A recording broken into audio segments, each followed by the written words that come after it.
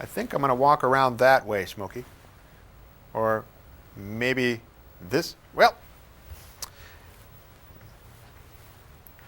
nah.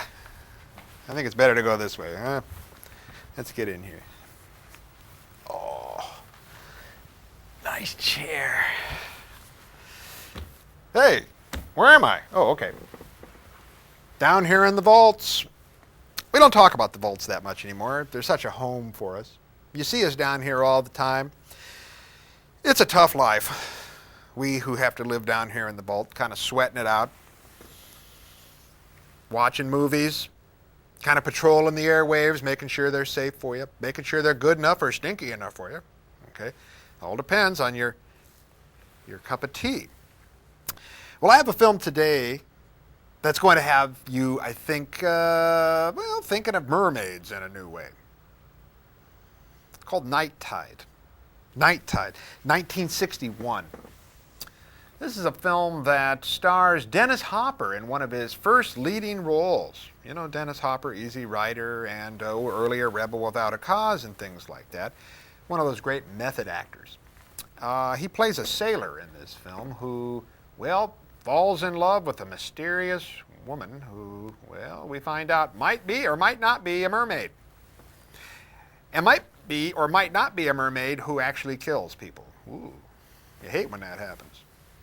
And basically the premise of this film is very Cat People-like. If you remember the Cat People, you had this character who fell in love with Elena, okay, who thought that she was a descendant of this cat people, who when she was aroused sexually, she would turn into a cat and kill people.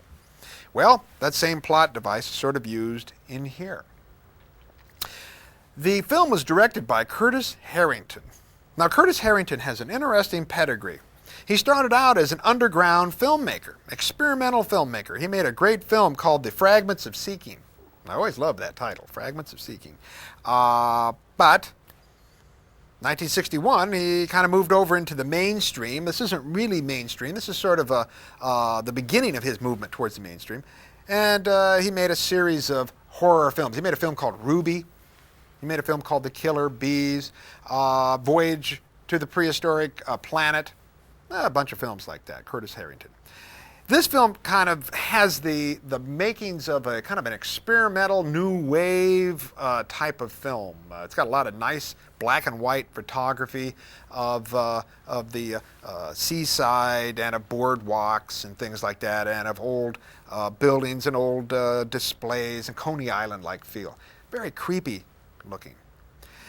Some people argue the film is a little bit slow going, and it kind of is, but put yourself into the mode of this film. This is sort of kind of a beatnik movie. This is a film that would really fit great as a double bill with Bucket of Blood. Got a lot of that kind of feel of the beat generation going through it. The film was shot by two guys, Vilas Lapiniak, okay, who also shot The Hideous Sun Demon, which in and of itself is a good movie. But it was also uncredited shot by Floyd Crosby, who also shot High Noon and a lot of other Corman films. So that might account for the nice look of this movie. The budget for this film was a measly $75,000.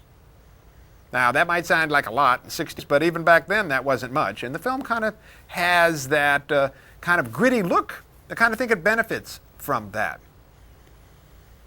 You're going to have fun with this movie, Night Tide. While you're watching it, think of all the movies that deal with mermaids. There's a lot of them. Mermaids in hideous ways, mermaids in fun ways, splash, things like that. This film fits within that lineage. Also, if you know the Cat People, kind of let the Cat People, template have its way with this film as you watch it.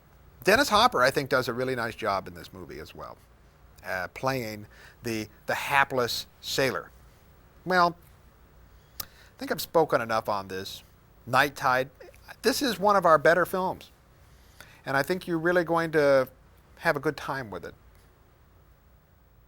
Roll 'em, Smokey.